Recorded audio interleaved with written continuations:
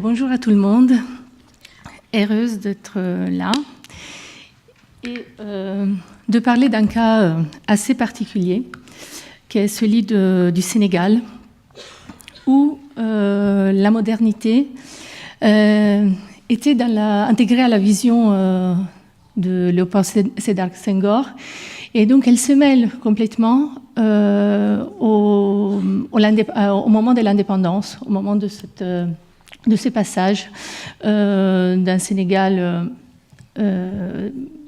gardé par les Français à un Sénégal indépendant, entre guillemets. Donc j'ai réuni une centaine de photos. Une sélection que j'ai effectuée à partir d'environ 3000 photos prises entre 2011 et avant-hier.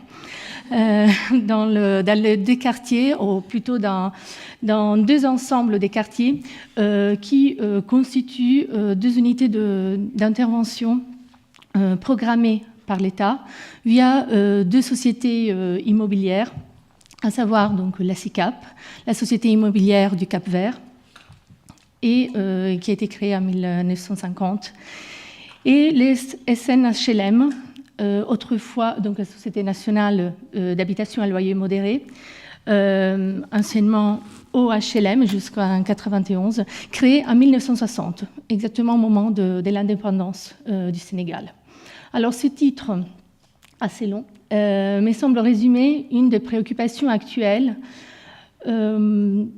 des habitants de la presqu'île du Cap-Vert en général, mais encore plus, je pense, les préoccupations des habitants de ce quartier, qui sont, à ma manière de voir, un peu un produit alors, de cette vision senghorienne de la modernité, de cette vision du renouvellement de la ville, de la création d'un nouveau Dakar.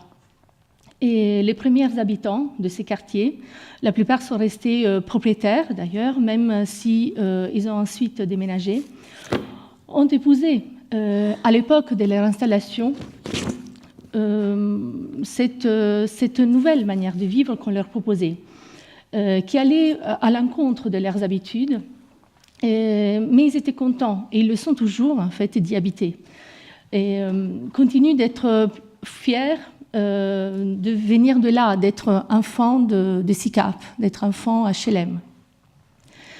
Donc ils sont contents aussi parce qu'ils font partie d'une classe privilégiée, parce que c'était la classe qui était celle des fonctionnaires. Alors dans les discours, même dans les brochures de la SICAP comme d'HLM, on retrouve très souvent ce terme classe moyenne, petite et moyenne bourgeoisie, en faisant une distinction entre les immeubles et les villas construites par la SICAP, qui était destinée à une classe dite supérieure, une moyenne haute bourgeoisie, des fonctionnaires récemment installés à Dakar, venus de Saint-Louis, avec le déplacement de la capitale. Et puis les HLM, aussi destinés à des catégories de personnes, pas rarement des commerçants, même si ensuite les modalités d'accès à ces logements ont changé. Donc, le titre, entre pression foncière et multiplication des projets immobiliers portés par l'État et par ses partenaires privés, ce qui correspond un peu à tout ce qu'on a observé aussi dans l'atelier qu'on vient de terminer avec Olivier Boucheron au plateau de Dakar. Cette pression foncière qui amène à la démolition, je dirais, massive et sans cesse, même du patrimoine classé au site monument, sur l'arrêté de 2005 sur le site et monument historique de la ville de Dakar.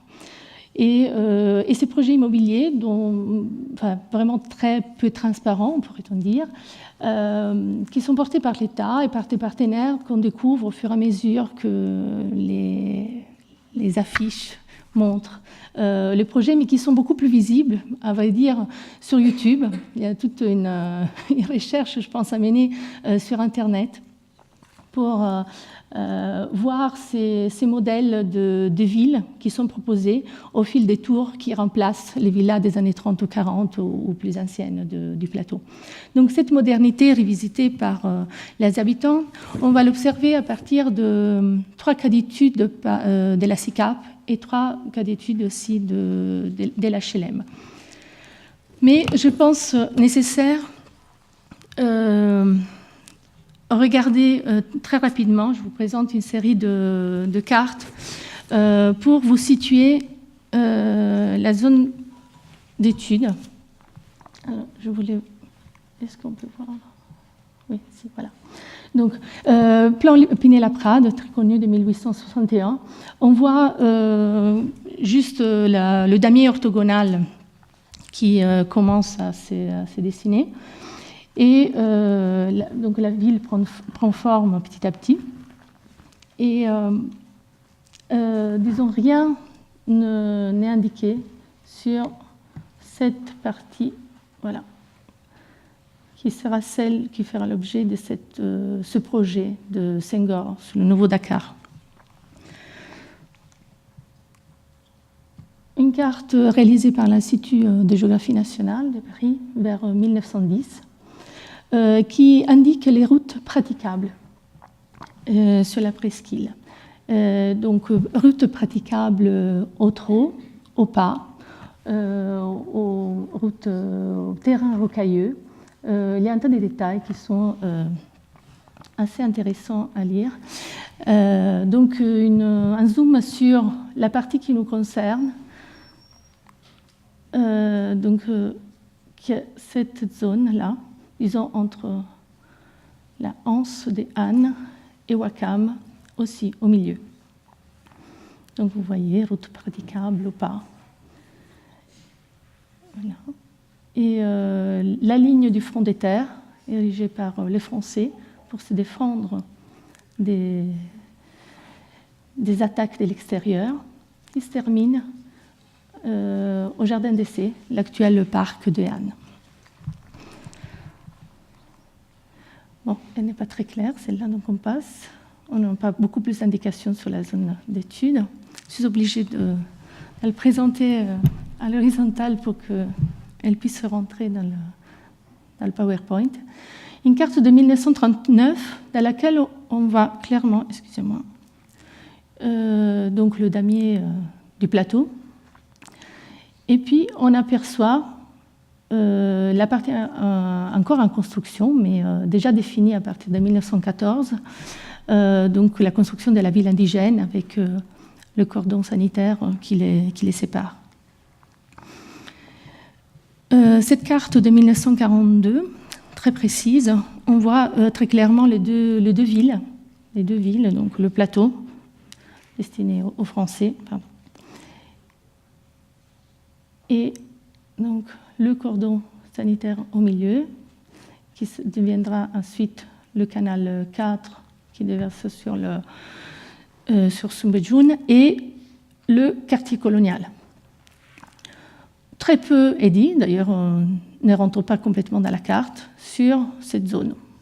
On sait que c'était des terrains marécageux, zone marécageuse avec beaucoup de végétation. On arrive au plan de 1951. Ce plan définit pour la première fois donc, ces zones d'habitation économique dans cette partie orange. En voyant de près, c'est marqué habitation économique. Et puis cet axe, cet axe-là, dit rue des Puits, qui deviendra l'avenue Bourguiba, avec le projet donc senghorien autour de ce rond-point, dit rond-point du jet d'eau, avec tout autour un ensemble de bars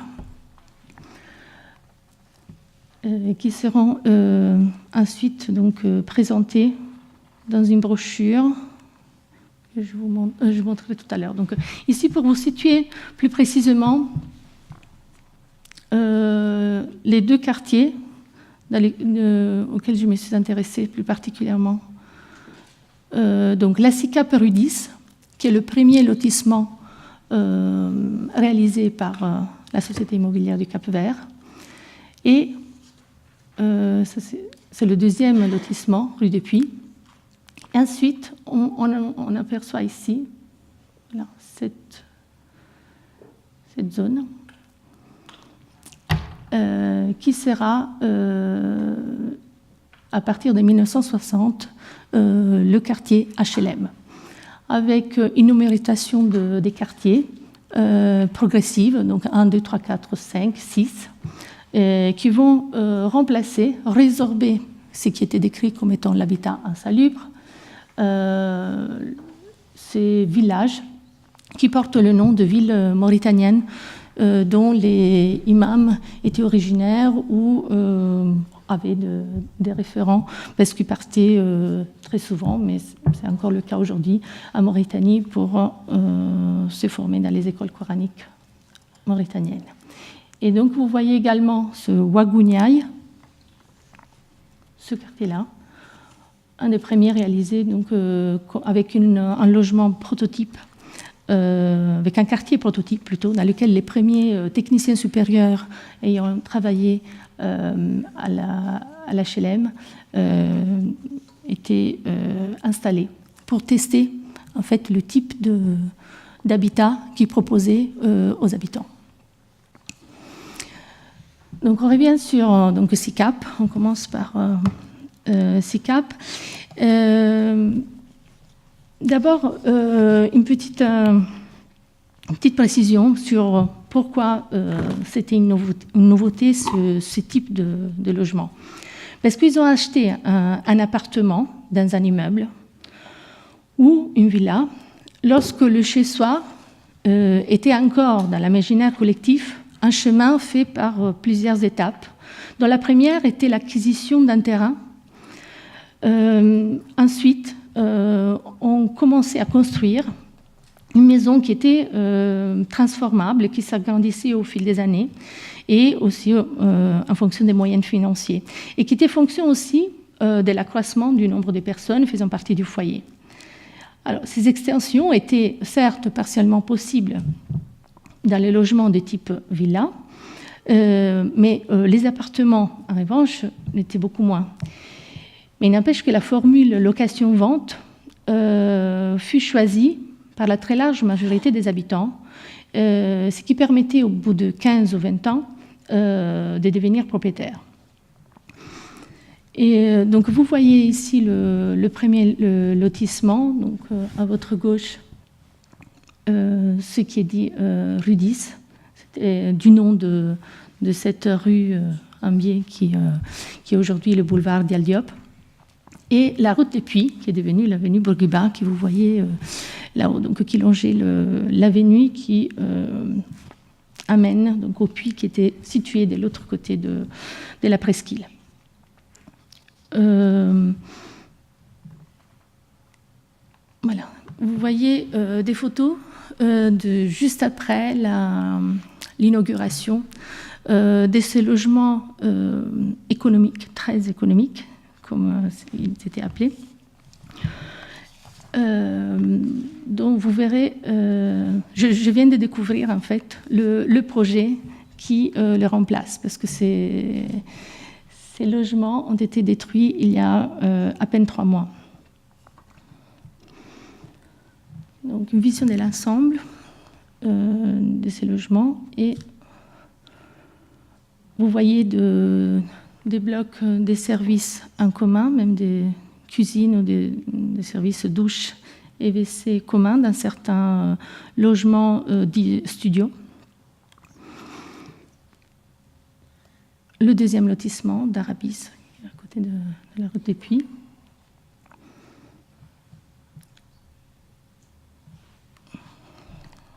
Et voilà la présentation maintenant dans la brochure de 1962 du nouveau programme dit Liberté, et du titre, parce que pour tous les titres de l'ouvrage, un 5 tomes de Senghor.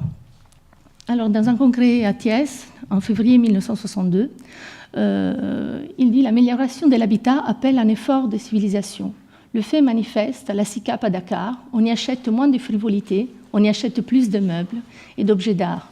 On y prend goût à la culture des arbres et des fleurs. On y crée une nouvelle civilisation nègre-africaine et moderne. » Donc, il vous présente le projet des 128 logements avec commerce au rez-de-chaussée, donc autour du rond-point du rond-point. Je n'arrive pas à faire marcher. Voilà, de ce rond-point dans lequel ils mettront une fontaine qui n'est pas visible. Donc un nouveau quartier proche de Dakar. Donc un nouveau quartier proche de Dakar. En fait, une des particularités de la SICAP, c'est qu'elle a aménagé des terrains vides, quasiment vides. L'HLM s'occupait aussi, par contre, de cette résorption de l'habitat insalubre, selon les termes de l'époque. Donc, il disait un nouveau quartier proche de Dakar, dans un vaste ensemble clair, aéré, abondamment planté. La SICAP offre aux familles africaines un grand choix de logements en location, à loyer très modéré, et des pavillons dont elles peuvent progressivement devenir propriétaires.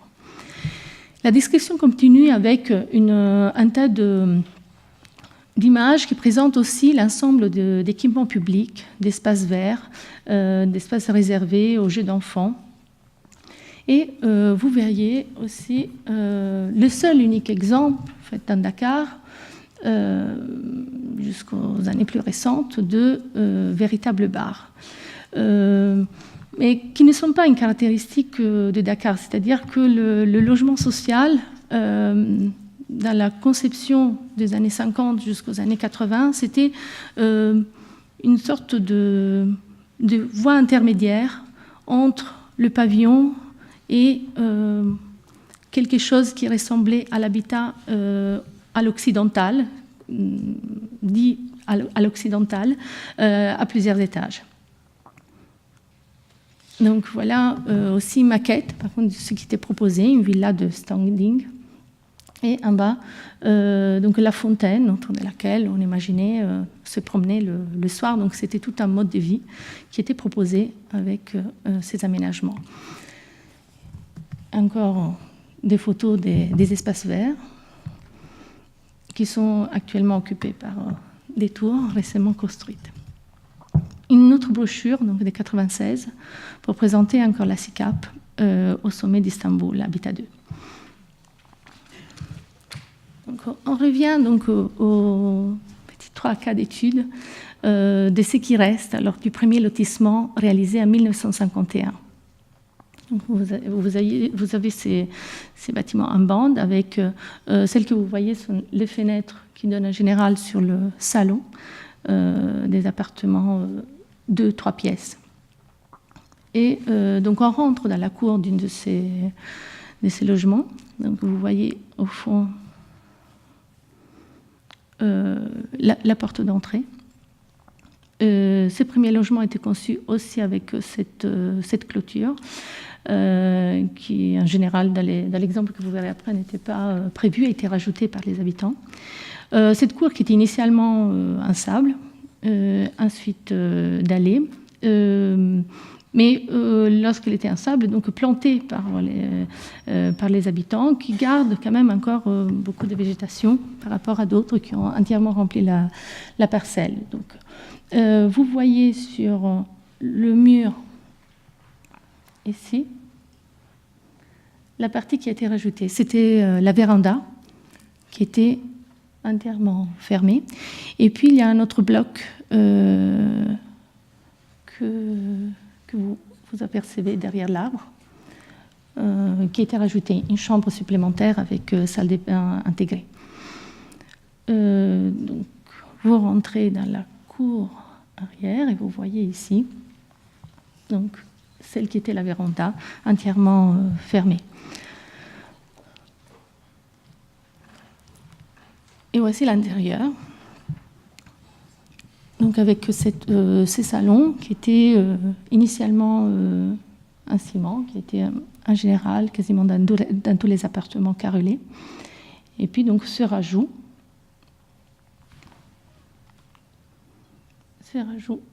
d'une fenêtre et puis de cette deuxième partie donc clôturée de la véranda. Et les deux chambres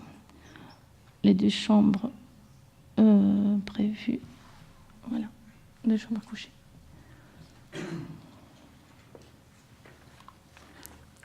Donc on ressort dans la rue, on fait quelques pas et on entre dans une autre parcelle du même type,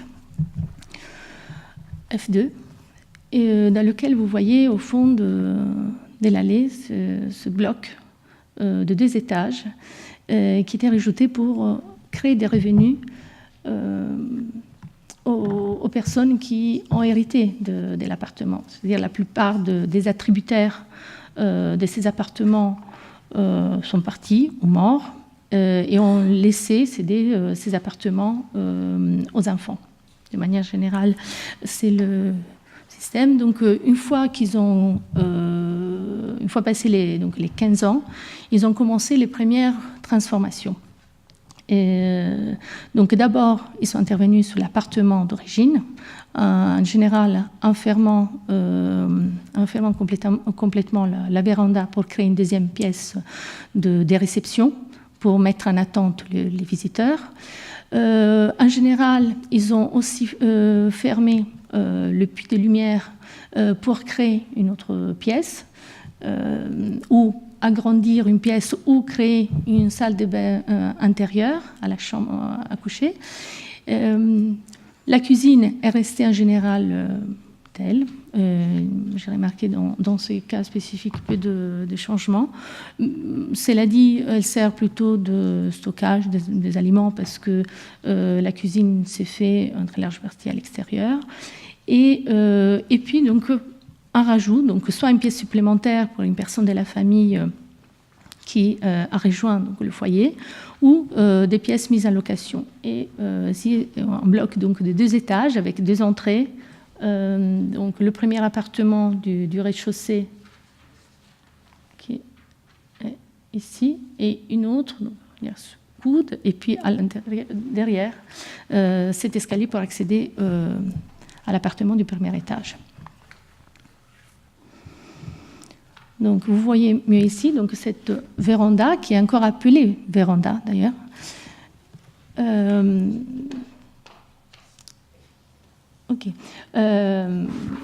véranda complètement fermée. Vous voyez l'intérieur. On va d'aller plus vite. Donc on continue pour vous montrer alors comment les étages ont été rajoutés. En général, un premier ou un deuxième étage.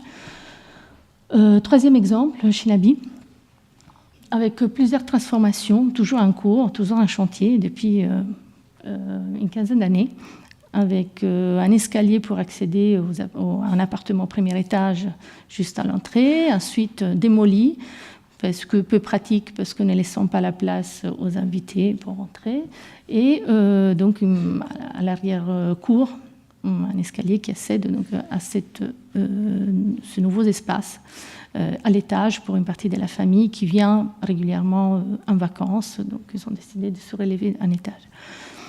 Et puis voilà, ici, la cour, on peut dire, des femmes, avec un frigo et une télé à l'extérieur, pour les femmes et les enfants.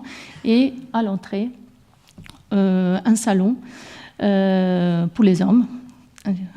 Pour les hommes qui se retrouvent chaque jour, en fin d'après-midi, et en particulier le week-end, pour échanger. Donc vous voyez aussi un tas de chaises qui sont rajoutées au fur et à mesure. Alors HLM, donc le deuxième cas d'étude, donc vous voyez ce test, en fait, un peu comme une élaboration des déclinaisons de plusieurs types, à la fois immeubles et maisons. Donc vous voyez la première réalisation 1960-65, donc HLM 1 et 2. Le plan d'origine retrouvé dans les archives des HLM. Je passe vite. Donc cette opération prototype à laquelle s'étaient installés donc, les techniciens travaillant comme dessinateurs au bureau des HLM, programme des 31 logements.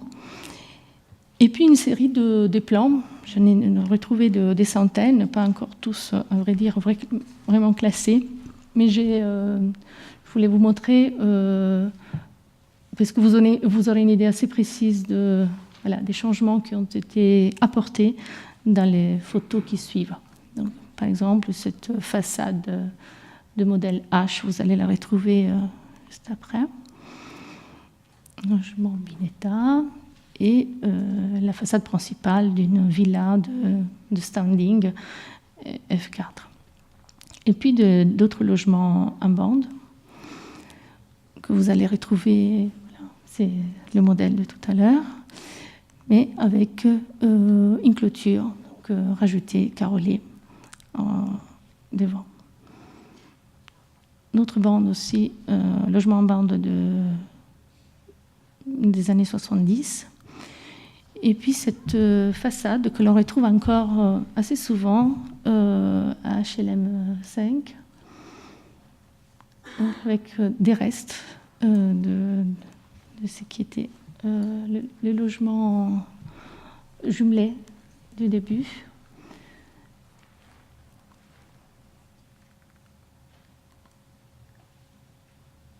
Et puis voilà, tous ces espaces ouverts que les habitants luttent pour garder. Donc ils utilisent leurs moyens, c'est-à-dire des pneus pour entourer des espaces qu'ils ne veulent pas, dès qu'ils entendent la mairie qui voudrait occuper cet espace pour une nouvelle tour de logement ou bureau, ils construisent comme ils peuvent un périmètre, ils le plantent.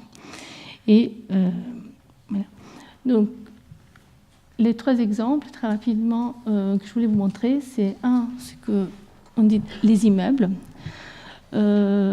Pourquoi des claustras? Parce que c'est dans le modèle de l'architecture tropicale, c'est ce qui était, on a l'impression qu'il était fait par le claustrat, par cette façon de voir, ne pas voir l'extérieur, cet ombrage qui s'est créé, et qui a été régulièrement bouché par les habitants. Sauf dans les cages d'escalier, il reste de manière générale ouvert. Et puis des grilles aux fenêtres, du salon. Et le premier appartement donc, appartient à cette actrice qui a complètement transformé l'appartement, comme elle le dit, parce que j'ai habité aux États-Unis et donc je voulais absolument un bar américain. Donc elle a démoli le mur, fait une sorte de bar ou de cuisine américaine. La cuisine, la selle restée dans l'état, avec une buanderie qui a été juste élargie. On a démoli un mur, mais finalement, elle sert toujours de buanderie aussi, la cuisine, avec des fils suspendus. On a ouvert une fenêtre supplémentaire, puisqu'on a bloqué une partie du claustrat. Voilà. Et la salle de bain aussi, elle dit pour faire joli, donc elle a rajouté du carrelage repeint. La chambre à coucher également, du carrelage au mur. Ils ont changé des décors. Et puis l'extérieur, bon, voilà, c'était libre au rez-de-chaussée, donc régulièrement occupé par des magasins, certains appartements qui relouent les habitants et même propriétaires des étages ou servent de stockage pour le marché tout proche d'HLM 5. Ici, la vision de l'extérieur, l'appartement que vous avez vu, dont vous venez de voir l'intérieur, c'est celui du dernier étage, le 3e étage. Donc cette véranda, loggia plutôt, fermée. Et ici, voilà, on se promène dans le quartier à travers les portiques qui restent encore ouverts, avec cette personne dont le récit est assez saisissant. Parce qu'il dit avant, il y avait des parkings, l'éclairage public partout, des jardins, des espaces de jeux pour les enfants, c'était le next plus ultra de la modernité. Senghor avait logé dans l'immeuble à côté d'une autre, là juste à côté, les danseurs de la compagnie des danses Moudra Afrique, fondée par Maurice Béjart et Germaine Acogny. Il y avait Doudou Ndiaye Rose, Richard Laïcien qui est parti à Toubab Dialaw, beaucoup d'artistes venus de partout, puis tous les griots du président Senghor. Donc HLM était aussi pour Senghor dans ce projet, et il avait associé toutes les personnes, disons, du milieu culturel qui logeaient gratuitement dans une partie de ces immeubles. Et puis à côté, donc des villas, donc vous reconnaissez sur la gauche la façade du typage que je vous avais montré tout à l'heure, mais donc avec une extension donc, de la cour, avec cette clôture, qui correspond à un alignement que les habitants de la rue se sont accordés pour établir en réduisant la largeur de la rue. Donc ça, c'était le mur de l'origine. Et puis cette dalle est la cuisine extérieure qui est construite au rez-de-chaussée.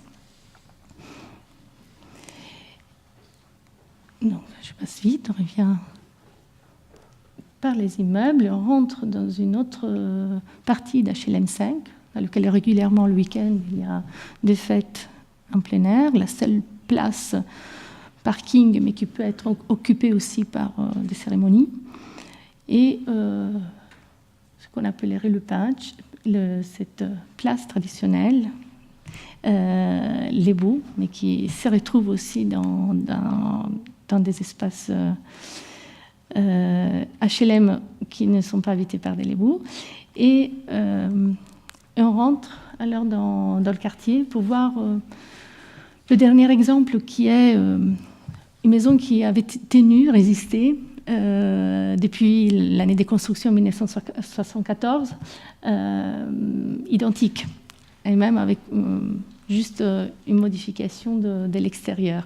Et ici, donc, on rentre dans la rue, on voit que l'alignement n'est plus respecté. Ici, avant, on nous dit on rentrait avec les voitures, mais tout le monde a donc érigé son mur de clôture, et il reste qu'un passage piéton. Et voilà des photos donc, de 2011, avec cette maison qui est restée quasi intacte. Avec une image des années 80, avec des enfants devant l'entrée, donc quand il n'y avait pas encore la clôture. Et puis voilà, le mur érigé avec le banc public qu'on s'est approprié, on a intégré à la cour, on a carrelé. On avait construit cette pièce supplémentaire, c'était tout. Et puis, je suis arrivée avec une semaine de retard. La maison a été démolie il y a 2 semaines. Et ils vont construire 3 étages. Voilà, ce sont les débris de la démolition. Et puis, une vidéo donc, qui nous permet aussi de voir tous les espaces publics qui ont été occupés, notamment ce jardin public qui est devenu la mosquée. Et puis, voilà, pour terminer, voilà que les chèvres, les moutons restent quand même dans ce mode, alors soit dans les appartements, soit sur la terrasse qu'on construit lorsqu'on élève, donc ça c'est une terrasse au 3e étage, une toiture terrasse qui est occupée là au fond, que vous voyez à gauche par la cuisine et à droite un enclos pour les chèvres, les moutons. Voilà. Merci. Alors, je me suis permis de mettre ma photo parce que ça me permettait surtout de mettre la photo de Yang Chen. Yang Chen, avec qui je travaille depuis les années 2000, qui est arrivé ici en France dans le cadre du programme présidentiel 150 architectes urbanistes en France, en tant qu'urbaniste, qui a passé d'abord son diplôme d'architecte à Nantes, puis il a continué à se passionner pour les études urbaines, mais cette fois en s'intéressant au côté social, en faisant son doctorat à l'EHESS sur ces étonnantes villes nouvelles ou plutôt cités ouvrières, si on se projette dans ce qui s'était mis en place dans les années 50 en Chine. Donc Yang Chen a consacré sa thèse de manière extraordinairement originale, car il s'est mis dans toutes les positions possibles. Il y a loué pendant l'été, de manière illégale, un logement. Il y a été en travaillant auprès de ce qu'on appelle les comités de résidents. Il y a été en travaillant auprès du bureau d'urbanisme. Et il y retourne régulièrement pour voir quelles sont les transformations de ce lieu. Dimanche soir, il nous a appris que l'université ne lui accordait pas l'autorisation de se déplacer, ce qui est assez dommage parce qu'il venait aussi pour le double master qui est en cours entre l'école d'architecture de Strasbourg, de Versailles et de Tongti. Donc vous voyez qu'on n'est pas les seuls à être pénalisés. Et eh bien, il y a une semaine encore, on discutait de cette présentation. Donc voilà pourquoi je vous propose d'imaginer qu'il est à côté de moi, maintenant vous voyez ses traits, et que nous parlons à deux voix. Donc Chaoyang, c'est pour ma part un lieu que j'ai commencé à étudier moi aussi pendant ma thèse, qui était consacrée à la ville de Shanghai et où je cherchais à comprendre quelles étaient les dynamiques du logement. On est dans les années 50. Les années 50, c'est un an après la libération, pour reprendre la terminologie chinoise.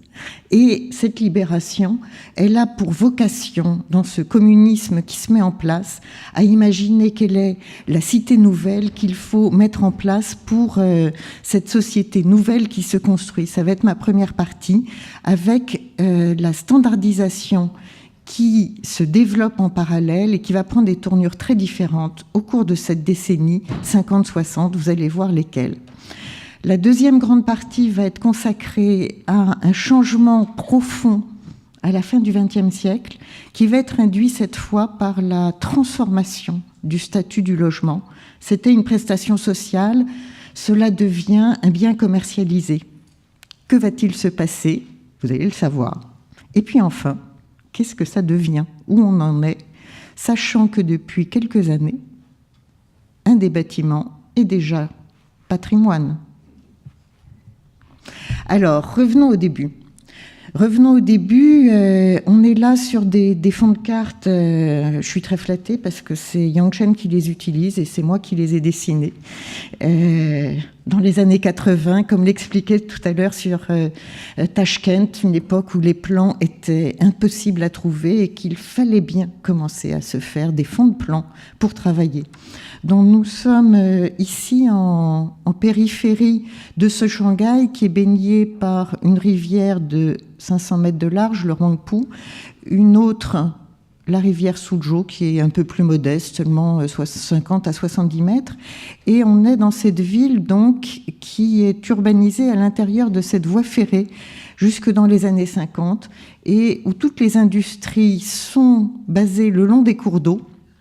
Et où donc il s'agit, quand le gouvernement chinois, le Parti communiste prend le pouvoir, il s'agit avant tout de loger 2 à 3 millions de personnes qui sont soit des habitants et ouvriers logés sur 2 ou 3 planches, les fameux sampans, le long du fleuve, soit dans des baraques en carton. On en a très peu d'images et pour cause, on ne se fait pas photographier devant des baraques en carton, dans les années 30, 40 ou 50. Donc, premier grand chantier, autour de toutes les zones industrielles, construire ces cités nouvelles. Cette cité nouvelle, c'est un projet absolument ambitieux, puisque vous l'avez là dans l'ensemble de ce qui a été construit de 1950 à 1978, sur plus de 150 hectares, avec différentes phases qui sont là schématisées de C1 à C9. Et Yang Chen a essentiellement consacré sa thèse à C1, 1952. On va aller voir d'un peu plus près ce qu'il en est. Mais vous avez de facto l'ensemble du territoire qui est présenté. Alors ce territoire, donc, il est choisi en dehors de la ville, qui n'est pas pour autant des champs. On est sur un terrain qui est très densément peuplé et cultivé, mais qui est choisi donc pour sa proximité d'un cours d'eau. Ça peut être assez agréable, et puis parce qu'il peut être facilement développé pour cette vie nouvelle à laquelle on aspire. Alors voici des documents d'archives, des documents d'époque. Cette ville nouvelle, je reprends là l'intitulé qu'il y a ici en chinois, Sinsun Sinjen, à Cité Nouvelle, Homme Nouveau. Il s'agit bien d'imaginer quelle va être cette vie dans laquelle l'ouvrier est la personne majeure et la plus importante de la société. Ces photos sont celles des moments d'inauguration, donc l'inauguration des appartements qui sont destinés d'abord aux ouvriers modèles, ceux qui ont un parcours d'excellence au sein de l'entreprise. Et puis vous voyez là tout ce qui est destiné à la propagande. On affiche le portrait de Mao à l'intérieur d'un intérieur qui est tout à fait propre et meublé de neuf. Même les plantes ont été juste mises en place alors que le chantier est encore en action, en train de se faire. On le voit sur les images nouvelles. On est dans ces constructions où bien il faut donner un cadre de vie heureux pour les enfants. Il faut pouvoir être à l'image de ce que l'on attend de cette construction de la ville nouvelle. Bref, dans tout ce que Jean de Brunoff nous a déjà dit à propos de Célesteville, vous savez, cette ville que le roi Babar a construite. On est dans les années 30. Chaque maison doit avoir le même soleil, et puis bien sûr tout ça est encadré par le palais des loisirs et le palais du travail. On n'en sera pas très loin, vous le verrez dans l'image suivante. Donc maintenant qu'on est sur l'image suivante, voilà le palais de la culture, n'est-ce pas, qui vient encadrer avec les équipements publics ces logements. Alors, comment ça se passe ? On est dans les premières périodes de prospérité de la Chine, la mise en place du premier plan quinquennal, qui n'a pas vraiment duré 5 ans, mais c'est pas grave, on l'appelle quand même quinquennal, et où il s'agit en fait de définir, pour construire rapidement, des normes appropriées pour cette construction rapide. On est dans les années 50, dans quelque chose qui est encore assez honnête, c'est Chaoyang 1, la première cité ouvrière, donc celle qui est ici, au cœur. Et on a une superficie moyenne par famille qui est de l'ordre de 30 mètres carrés, avec un coût de construction honnête, 74 mètres carrés. Mais bien évidemment, dans cette société nouvelle, on est encore loin de pouvoir mettre en place le confort pour tous. Donc les cuisines sont partagées, et les salles d'eau également sont partagées. C'est une situation qui n'est pas nouvelle, et par contre les toilettes elles font partie du domaine privatif. On organise également au cœur de la cité tout ce qui relève des équipements collectifs. On est là dans l'héritage déjà d'une ville nouvelle telle qu'elle a été pensée à Shanghai sous le gouvernement nationaliste 20 ans auparavant, où la ville se construit à partir d'un minimum d'équipements publics qui sont les écoles, la poste, la mairie, et ce qu'on a déjà évoqué à propos de Tashkent, ce fameux rayon de 500 mètres, les équipements qui doivent être mis à disposition pour les familles, ceux qui sont à l'échelle d'une communauté un peu plus importante. Bref, l'influence soviétique est là, et cette influence soviétique va se poursuivre avec les critiques que l'on retrouve aujourd'hui dans les archives, et ça a été là aussi une part du travail mené par Yang Chen sur sa thèse. Effectivement, des experts soviétiques et polonais qui sont invités en 1955 critiquent cet emplacement. Ils disent, mais écoutez, on est quand même à 8 km du centre-ville. Pour le repérer, vous avez là le fameux Bund qu'on évoque régulièrement pour signaler cet emblème de la vitrine de Shanghai.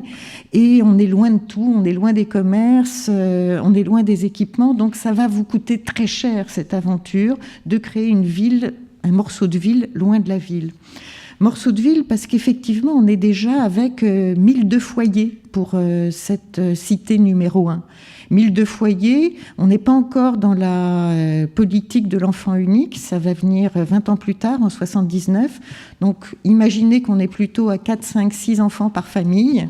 Ça veut dire que cette première cité va comprendre 6 à 7 000 personnes et que quand les 9 vont être construites, on est dans une petite ville, dans une ville moyenne à l'échelle française de 50 000 à 70 000 personnes. Qu'est-ce que vont devenir ces logements? Avant de se poser cette question,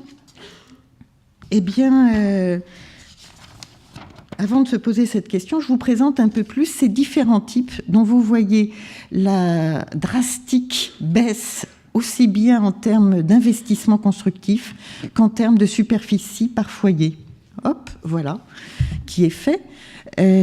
Donc toujours ce qui était présenté dans la thèse de Yang Shen. Pour ceux qui veulent la voir, sachez qu'elle est disponible à l'Observatoire de l'architecture, donc dans ces murs. Et voilà les différents types.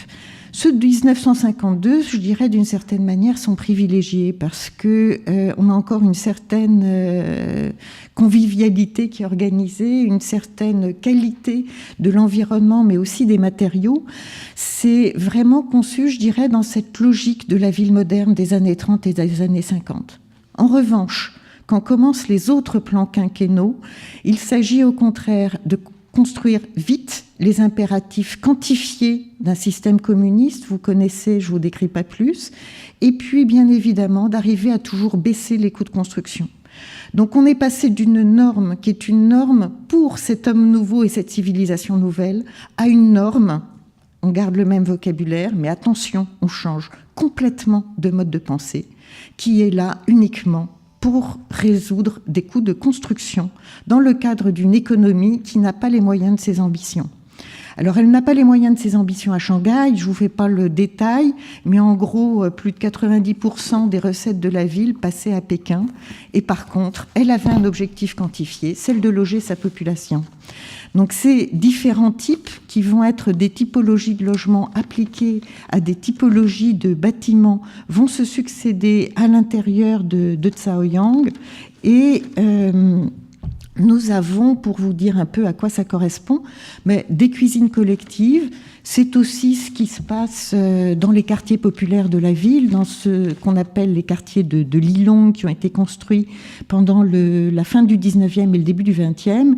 Et même si la photo est récente, je dis ça parce que ces appareils de chauffage n'apparaissent qu'à la fin des années 90, et vous voyez que l'espace est encore tel qu'il a été conçu au départ assez généreux en termes de hauteur sous plafond, en termes de volumétrie, mais que cet espace, avec la multiplication des familles et des habitants, va devenir quelque chose de beaucoup plus contraignant.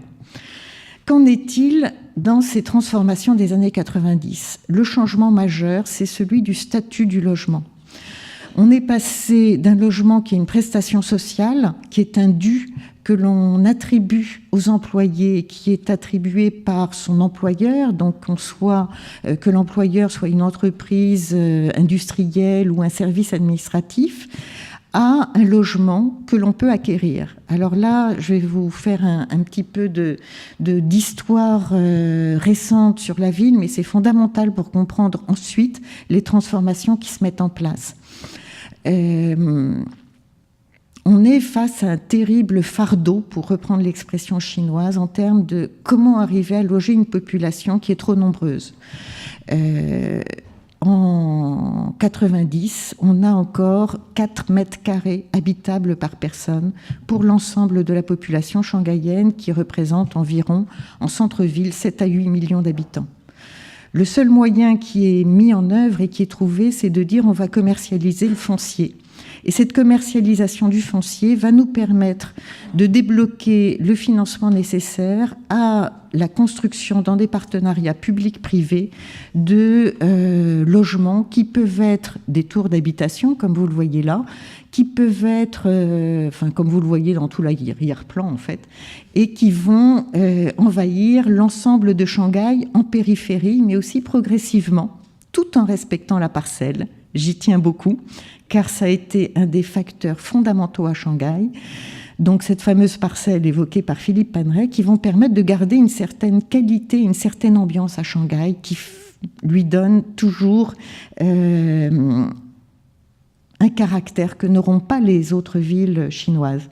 Donc cette réforme du logement, eh bien voilà, pour faire passer la pilule, on va proposer aux habitants, imaginez, jusque-là, c'est même pas le coût d'un paquet de cigarettes, et tout d'un coup, ça devient un bien. Alors, dans un premier temps, ça renacle. Et puis, on est quand même avec une population qui est marchande dans l'âme et qui comprend très bien que dans un cadre de très forte croissance économique, en moyenne 20%, l'économie shanghaïenne, eh bien, un bien qui jusque-là n'avait pas de valeur en prend beaucoup. Il suffit de ne rien faire, juste de regarder l'argent se développer par le potentiel que représentent ces mètres carrés. Donc on se trouve là face à des situations qui vont être très différenciées. Ces situations différenciées, eh bien, c'est que ceux qui ont eu les moyens ou qui ont saisi l'opportunité d'acheter le droit d'usage de leur logement vont effectivement soit le sous-louer, soit y ajouter des pièces, de toute façon agir dessus et le transformer, soit pour leur confort même, soit au contraire pour pouvoir continuer à accumuler un pactole en allant se loger à côté. Ce qui fait qu'on a toute une série d'initiatives qui vont se mettre en place entre ces photos qui sont des photos d'avant, jusqu'à celles des années 90-2000 que vous avez là, avec ces extensions, comme on l'a déjà vu ailleurs, que ce soit en Égypte, que ce soit à Lima, que ce soit à Tashkent, voire ici tout un étage, qui vont du coup entraîner ces modifications d'usage, ces modifications aussi par rapport au droit et à la réglementation, et cet accroissement des différences au sein même de la population qui habite dans Chaoyang. Pourquoi ? Alors, on va avoir des cas de figure très différents. Par exemple, là, vous voyez, effectivement, en 4 décennies, les générations poussent. Quand on ne peut pas pousser les murs, eh bien, à l'intérieur, on fait des mezzanines. Voilà cet appartement ici qu'on a déjà surélevé sous les toits. Et puis, il y a également des opérations qui sont mises en place par le bureau de gestion immobilière qui lui-même va provoquer ces regroupements d'appartements comme on a pu les voir ailleurs. Donc ces propositions, eh bien, c'est au cours d'une des rénovations qui est mise en place dans les années 2000, puis une seconde dans les années 2010, d'arriver à regrouper quand c'est possible. Donc c'est un travail assez fin qui se fait famille par famille avec les résidents. Pardon, de pouvoir regrouper 2 familles là où auparavant on en avait 3. Enfin, quand je dis regrouper, c'est au contraire d'étendre, ou au contraire faire un seul appartement pour une famille importante, plus importante, là où auparavant on avait 3 pièces qui se partageaient une cuisine. Donc ces variations nous amènent en fait à avoir des environnements qui sont extrêmement différents et distincts. Différents parce que là, je vous présente des images quand on se promène aujourd'hui. On peut voir cet environnement qui a été choisi au départ pour la qualité, je vous le rappelle, le fait qu'il y ait des rivières, on va pouvoir le planter, on a cette générosité des espaces communs qui est celle de ces terres nouvelles. Eh bien, effectivement, cette générosité, elle est extraordinairement agréable quand on peut en profiter maintenant. C'est la petite rivière qui est au cœur de Chaoyang, les arbres ont poussé, on est dans un cadre qu'on pourrait presque qualifier d'idyllique si effectivement on n'avait pas en mémoire que c'est là où on habite. Et puis on a des aménagements qui vont être aussi réalisés en fonction des variations d'usage. Alors les variations d'usage, il y a celles qu'on a évoquées, je ne reviens pas dessus, par les habitants eux-mêmes, pouvoir gagner de l'espace sur des parties qui sont des parties communes et collectives. Et puis il y a des aménagements qui sont aussi provoqués par les résidents eux-mêmes, de manière à pouvoir organiser des petits salons de thé, alors souvent avec du matériel de récup, ou aussi aménagés cette fois au niveau de la ville.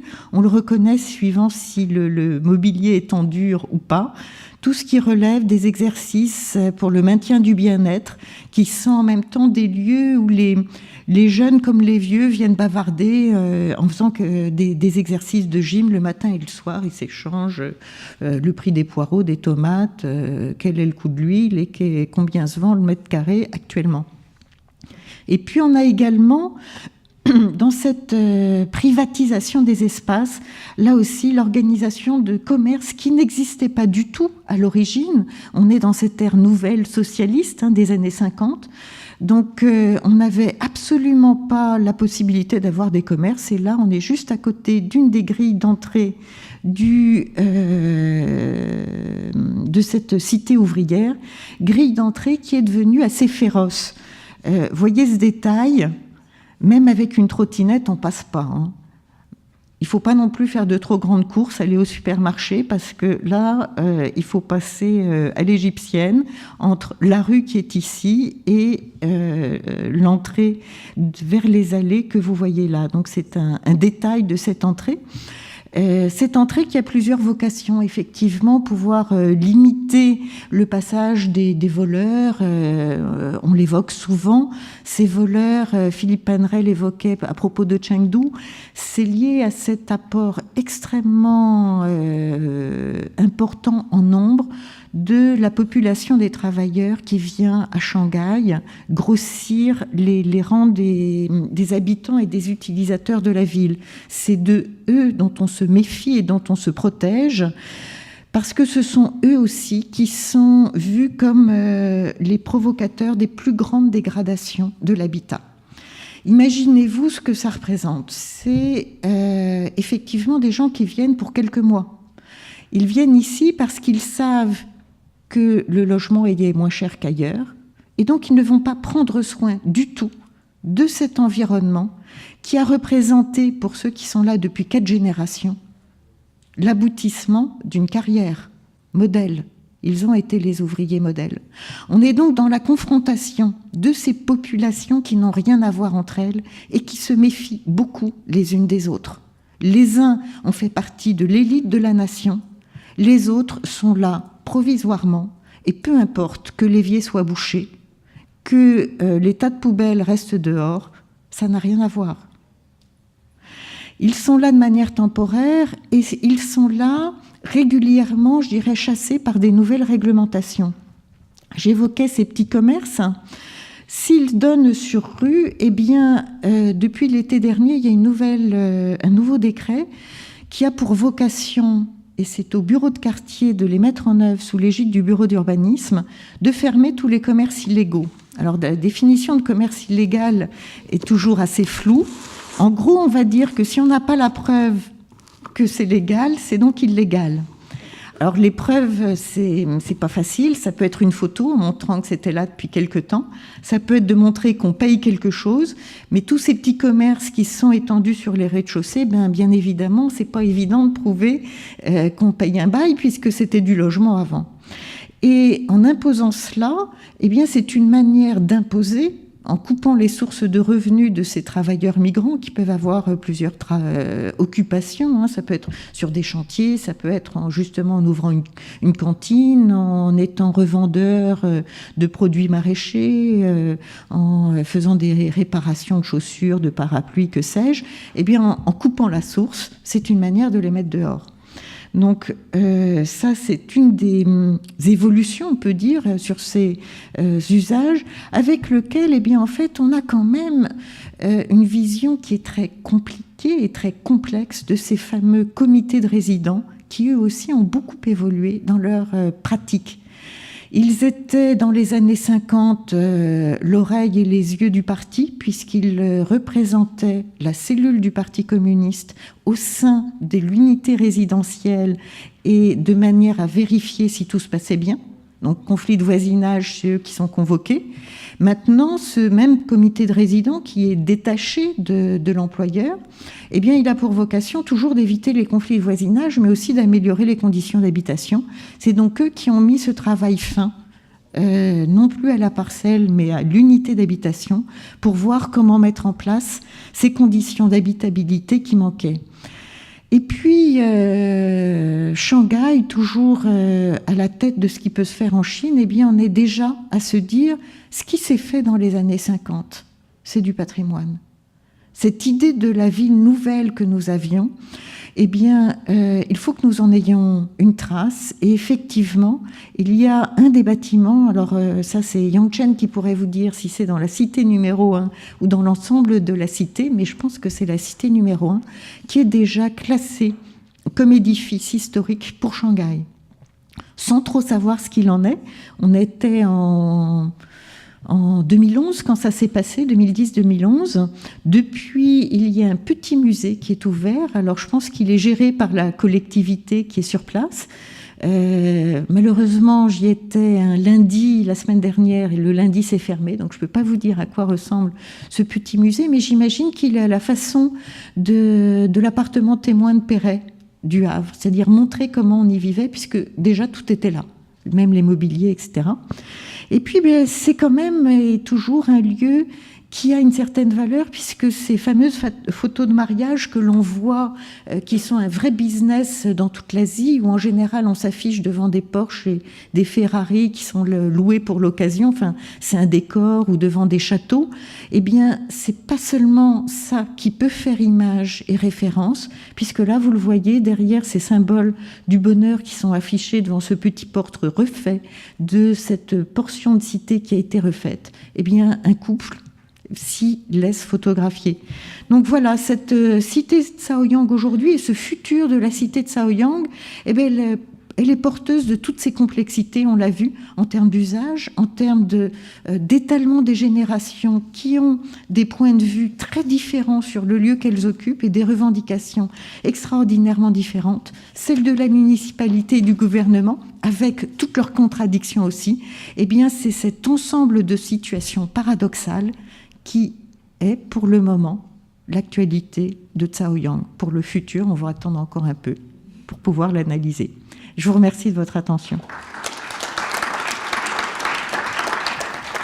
Alors bonjour à tous, nous sommes déjà toutes les deux ravis d'être à vos côtés pour ce colloque international où nous vous proposons d'envisager cette problématique de la transformation des ensembles de logements collectifs par leurs habitants au travers d'un quartier édifié durant l'ère soviétique, suivant les principes de structuration du micro-raïon. Ce vaste ensemble de logements collectifs s'appelle le quartier Shilanzar et il est situé à Tachkent, la capitale de l'Ouzbékistan.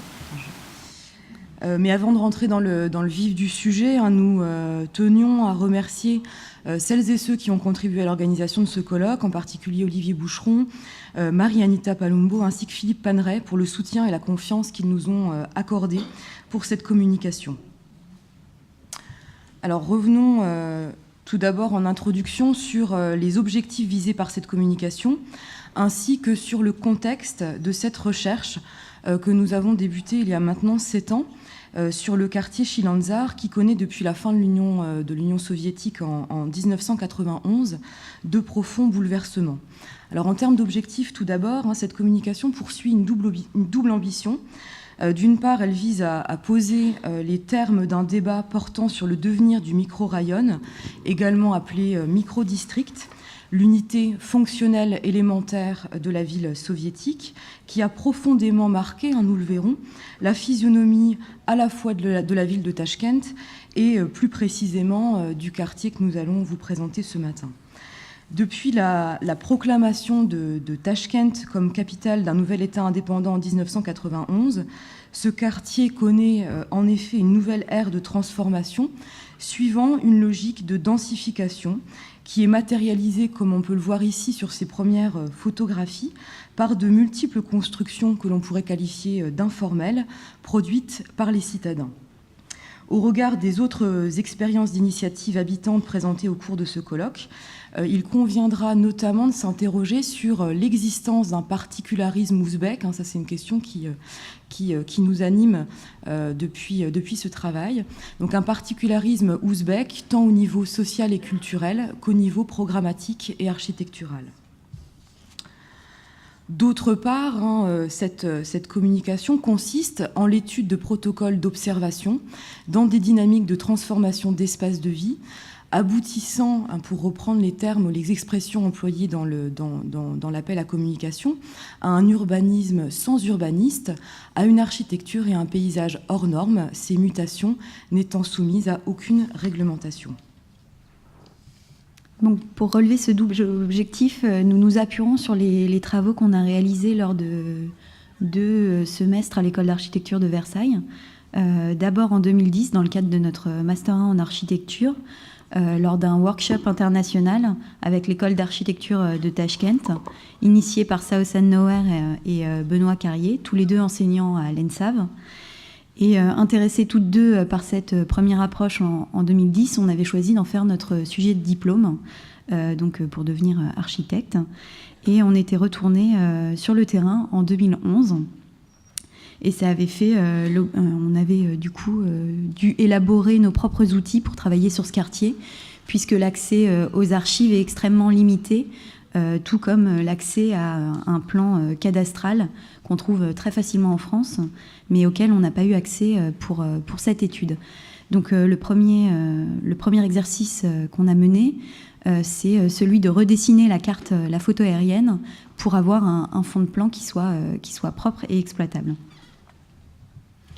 Donc ce premier support cartographique a ensuite été amendé et complété grâce à une campagne photographique et à des relevés in situ à différentes échelles. Donc de la plus grande, celle du quartier, à la plus petite, celle de la cellule de logement. C'est ce temps sur le terrain qui nous a permis d'avoir une connaissance fine de l'ensemble du quartier et notamment des pratiques des habitants. Le relevé a été, dans le cadre de Shilanza, un outil incontournable qui a permis d'analyser précisément le passage entre l'espace conçu par les architectes et les urbanistes et l'espace produit et vécu par les habitants. Donc ces relevés croisés avec nos premiers plans nous ont permis par la suite d'élaborer un fond de plan beaucoup plus juste et de pouvoir ensuite restituer ce secteur en maquette. Alors, étudier ce passage entre espace conçu et espace produit et vécu par les habitants suppose au préalable de comprendre les principales étapes de fabrication de la ville de Tashkent. Alors, sans prétendre, bien sûr, à l'exhaustivité, nous vous proposons ici quelques clés de lecture de cette ville à la morphologie, vous le verrez, tout à fait intéressante, mais également complexe, dont l'urbanisation est caractérisée par la juxtaposition de fragments urbains clairement identifiables. Alors, quelques données, tout d'abord, sur la situation de Tashkent, qui est située à l'est du pays, à quelques dizaines de kilomètres de la frontière kazakhe. Alors Tashkent et son agglomération, comme on peut le voir ici sur cette carte représentant les principales étapes de fabrication de la ville, sont le théâtre de divers phénomènes de fragmentation de l'espace urbain, reflet des développements et politiques successives. Alors comme l'explique Shahinda Lane dans un article publié dans la revue Tous Urbains en 2015, la ville a ceci de particulier qu'elle donne à lire par fragments entiers, c'est vraiment une notion qui nous semble centrale pour comprendre l'urbanisation de Tashkent, les différentes périodes historiques qui l'ont façonnée. D'abord, ville caravansérail sur la route de la soie, c'est sans doute par ce biais-là qu'on connaît le plus à la fois Tashkent et plus généralement l'Ouzbékistan. Elle devient la capitale de l'Empire russe du Turkestan en 1865, puis de l'Ouzbékistan, État créé par les bolcheviks en 1924. Donc c'est bien de cette période-là qu'on va parler aujourd'hui, de cette période durant l'ère soviétique, de 1924 à 1991. Alors cette fragmentation urbaine héritée de cette histoire complexe est lisible aujourd'hui par la juxtaposition de différents tissus, des tissus extrêmement denses, comme on peut le voir sur la partie droite de cette photographie aérienne, et qui correspond à des quartiers de logements individuels édifiés durant la période coloniale russe. Et puis juste à côté, j'allais dire juxtaposé, mais c'est un peu la même idée, juste à côté, on a ces vastes ensembles de logements collectifs qui correspondent à des tissus beaucoup plus lâches. Alors ce constat de fragments, là on a parlé de fragments urbains, mais on peut également parler de fragments architecturaux, en tout cas de juxtaposition d'objets au style extrêmement différencié. Donc là, on a indiqué Tachkent, une architecture aux multiples visages, pour bien comprendre que le quartier dont on vous parle aujourd'hui, il prend place dans des ensembles, dans des quartiers de styles et de périodes extrêmement diverses. Donc là, vous voyez une photographie qui est sans doute vraiment à l'image forte qu'on a de cette capitale, avec donc des objets de grande qualité architecturale, comme cette madrasa héritée donc de la période du XVIe siècle. Ce qui est également caractéristique à Tachkent, pour vous faire une sorte de panorama, c'est ces quartiers qu'on appelle des quartiers de Mahalla, qui sont donc des vastes quartiers de logements individuels accolés et qui ont été construits principalement au XVIIIe et au XIXe siècle. Et puis, voilà, ce qui est caractéristique, ce qui est assez marquant dans ce paysage architectural de Tachkent, c'est ces objets tout à fait monumentaux, construits durant l'ère soviétique. Donc là, vous voyez à gauche un ensemble administratif qui a été réalisé dans les années 60 et qui a été publié dans un numéro spécial consacré à l'architecture soviétique, dans l'architecture d'aujourd'hui. Et puis d'autres objets tout aussi intéressants par rapport à ce caractère monumental recherché à cette période, avec l'opéra de Tachkent, l'ancien palais du peuple, réalisé durant la même période. Et puis à côté de ces objets qui sont des objets structurants dans le paysage urbain et architectural, on trouve ces vastes ensembles de logements collectifs hérités de cette pensée de la préfabrication et de systèmes constructifs qui tendent à construire vite et à moindre coût. Donc une photographie d'une façade assez ordinaire ou banale de ces ensembles. Et puis une tour qui nous avait intéressés lors de ces 2 voyages d'études, l'immeuble Cosmonaute, qui témoigne, au-delà de ces constructions ordinaires, d'un véritable engagement des architectes de l'époque pour renouveler le langage de l'habitat collectif. On assiste vraiment à un laboratoire de réflexion sur l'habitat à cette période. Afin de présenter au mieux le quartier actuel et ses transformations, nous vous proposons dans un premier temps de regarder en arrière afin de tenter de comprendre l'espace conçu initialement par les architectes et les urbanistes. Donc on vous présente ici 2 documents, c'est les rares documents historiques entre guillemets qu'on a pu récupérer et auxquels on a eu accès puisque c'est des documents qui ont été publiés. Donc il y a le plan projet d'abord, sur lequel on repère assez rapidement comment c'est construit, des larges avenues, des limites des plus petits îlots, au cœur desquels on trouve les équipements, généralement sous forme de haches, on peut les repérer comme ça. Et puis à côté, une photographie de la maquette de projet qui montre un peu la rigueur imposée dans les constructions de l'ensemble de Shilanza. L'idée qu'on voit avec les équipements au centre des petits ensembles, c'est l'idée du micro-rayon, la position stratégique des équipements au cœur de ces petits éléments, c'est l'idée de reprendre le super bloc développé à Moscou en 1936. Donc le micro-rayon, c'est la plus petite unité de la ville fonctionnelle souhaitée par les soviets. Et ce modèle de ville va être largement diffusé dans l'URSS durant la seconde moitié du XXe siècle. Aussi, ceux d'entre vous qui ont eu l'occasion de voyager dans ces pays de l'ex-URSS reconnaîtront certainement des typologies de plans ou de bâtiments. La ville est pensée à 3 échelles. Le micro-quartier, donc le micro-rayon, le quartier, appelé aussi le rayon, et enfin l'arrondissement. L'idée principale de ce modèle est de réunir dans un périmètre restreint, appelé le micro-rayon, les logements et les services pour la vie quotidienne. Il s'agit d'une unité de quartier, une sorte d'unité d'habitation qui fonctionne de manière autonome au quotidien. Le recours à ce modèle générique éprouvé, bâti sur l'ensemble du territoire soviétique jusqu'aux années 80, avait l'avantage d'accélérer la phase de planification et de garantir une réalisation rapide et économique de plusieurs milliers de logements destinés à répondre aux besoins d'une société grandissante en pleine métamorphose. Dans le modèle, on prévoit ainsi des distances maximum entre logements et équipements. afin qu'ils soient accessibles à pied et que les enfants, en allant à l'école, ne croisent pas ou très peu de voitures. Pour les écoles élémentaires, cette distance est par exemple de 500 mètres. Donc nous vous présentons ici ce dessin qui montre le parcours journalier d'un enfant au sein de son quartier, de son micro-rayon, et on constate que ces déplacements logement-école, logement-aire de jeu ou logement-commerce sont contenus dans ce périmètre.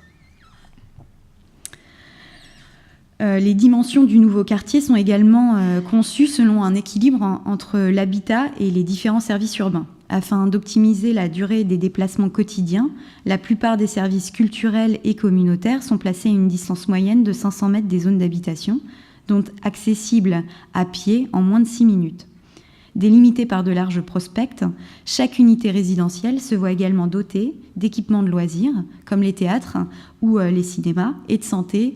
Donc c'est des équipements de type dispensaire qui sont situés à environ 1 km des logements, tandis que les équipements de plus grande envergure, on pense aux hôpitaux, aux stades, aux centres administratifs, sont quant à eux placés dans un rayon de 1 km à 2,5 km, soit 12 à 30 minutes à pied ou 5 à 10 minutes en voiture. Alors, le chantier de Chilanzar, d'une échelle médiane au regard d'autres opérations de quartiers nouveaux, est toutefois mené sur une période relativement longue, puisque les travaux sont débutés en 1959 et ils ne s'achèvent pour l'essentiel que 10 ans plus tard, donc en 1969.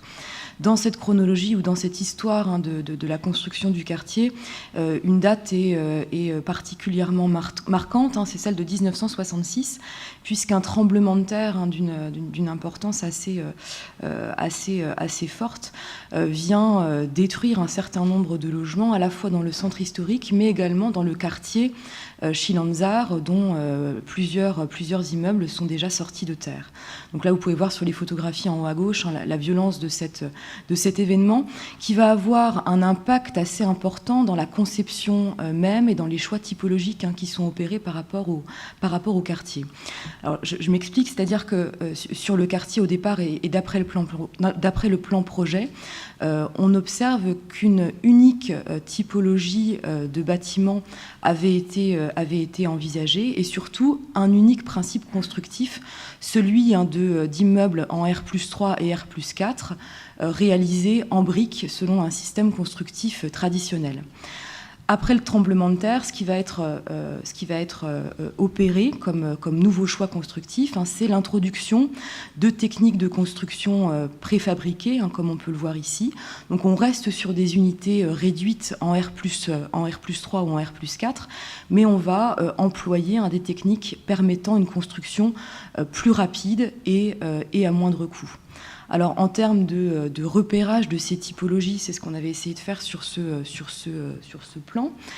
Je ne sais pas si on voit bien les couleurs, mais en tout cas, ce qui est important de repérer, c'est que toute cette partie que l'on voit à l'est correspond donc à ces immeubles en briques correspondant à la première phase de construction, en 1959-1966, et que post-tremblement de terre, on va avoir l'exploration de ces nouveaux principes constructifs. Donc, c'est tous les immeubles que l'on voit ici en jaune.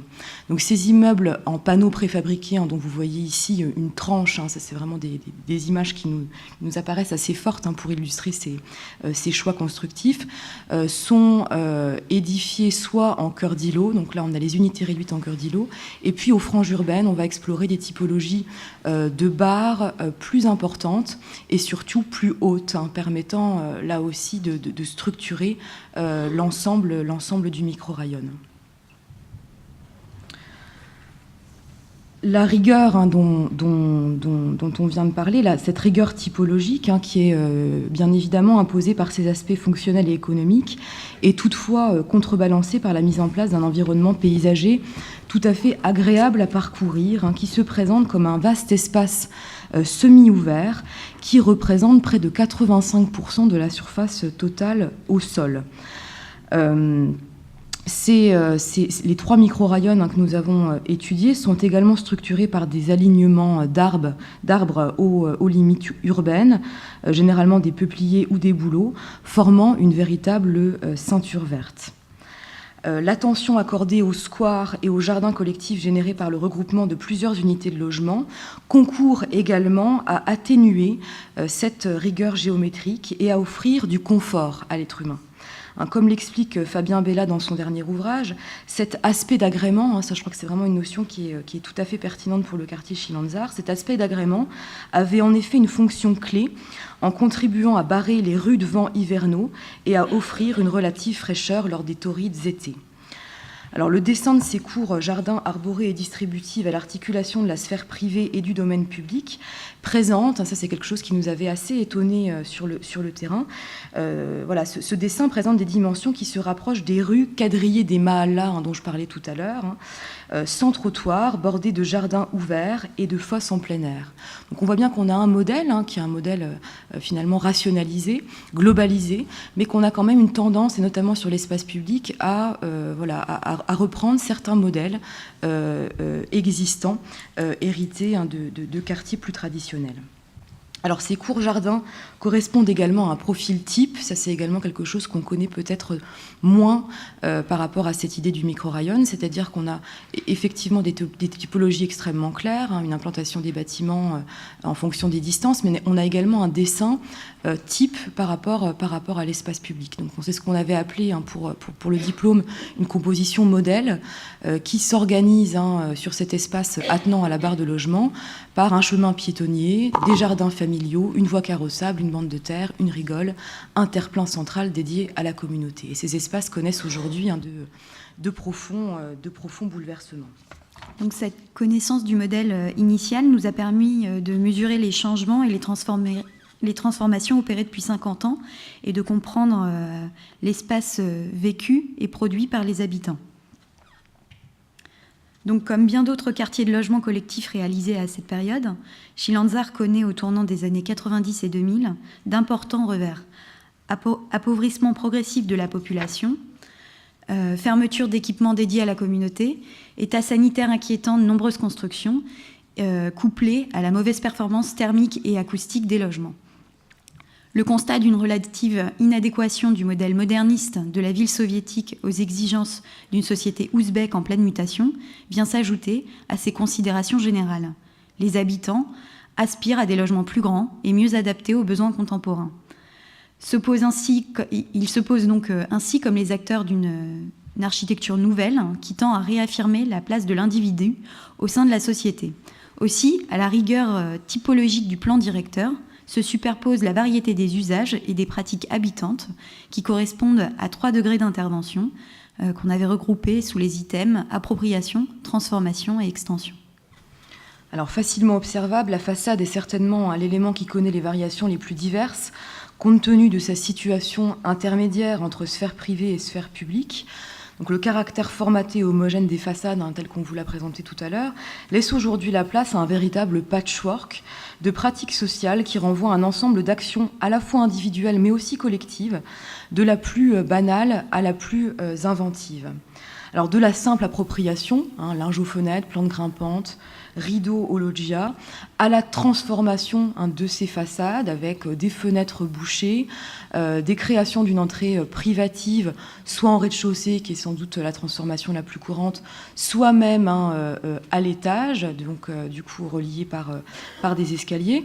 Et puis un troisième degré qui est que l'on peut regrouper sous l'idée vraiment d'extension du logement ou de densification générale, avec la création de véritables pièces supplémentaires qui sont parfois étonnantes, dont la situation est parfois étonnante, comme ici à gauche.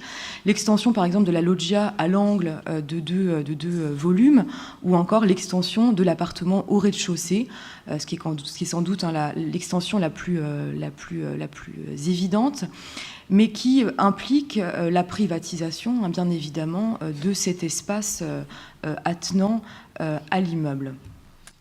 Donc ce panel de variations, il est également lisible à l'échelle de la loggia, dispositif largement employé dans les typologies d'immeubles à Chilanzar.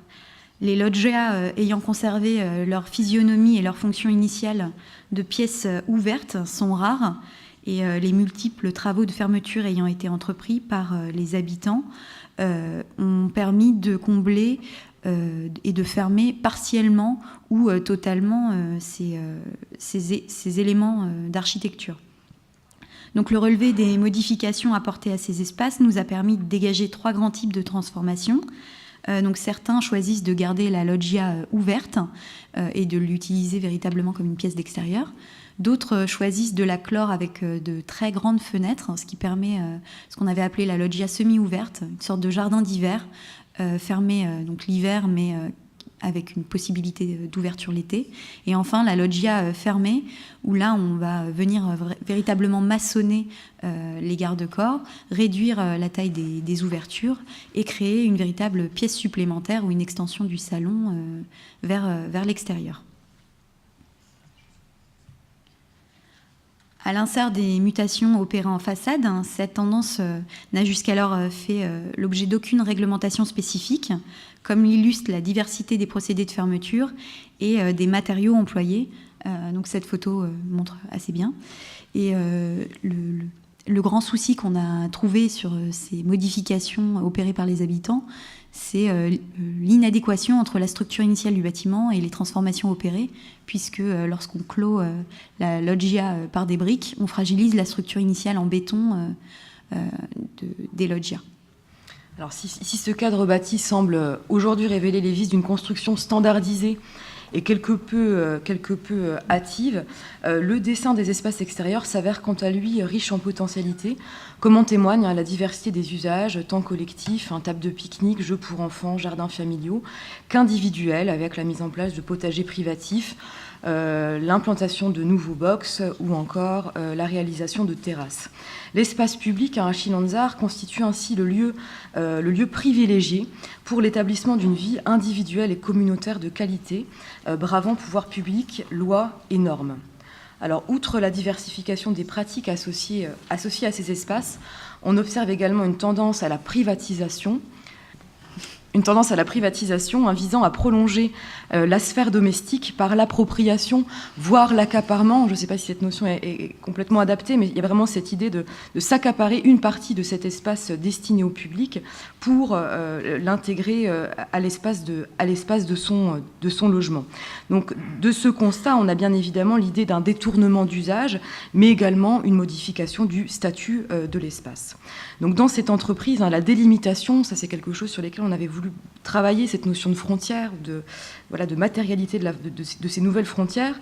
Donc cette délimitation de cette portion de terre nouvellement conquise se matérialise par une clôture, comme ici une grille en fer forgé, des murets de briques ou de béton, et plus timidement par des cordes.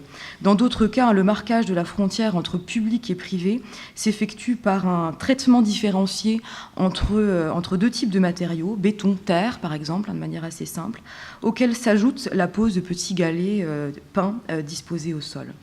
Enfin, dernière transformation repérée, ou en tout cas différenciation en termes d'usage, c'est bien la question du stationnement qui était vraiment un des enjeux importants dans le plan projet, puisque la présence de places de parking était prévue aux limites urbaines, de manière à libérer les espaces verts de la présence grise des voitures. Aujourd'hui, c'est difficilement perceptible, puisque avec l'augmentation du parc automobile, le stationnement sauvage sur les allées piétonnes ou sur les espaces verts connaît un fort développement, à ce qui engendre des conflits d'usage entre automobiles, piétons et résidents des immeubles.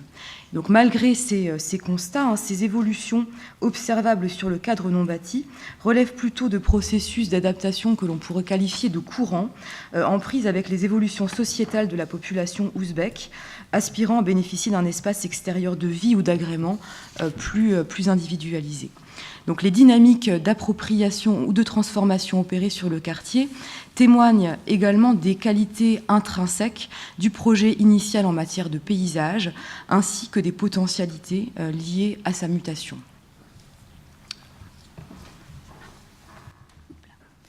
Donc depuis 1991, la recherche d'une écriture architecturale nationale, contemporaine et monumentale tend progressivement à effacer les traces de l'urbanisme de masse produit sous l'ère soviétique.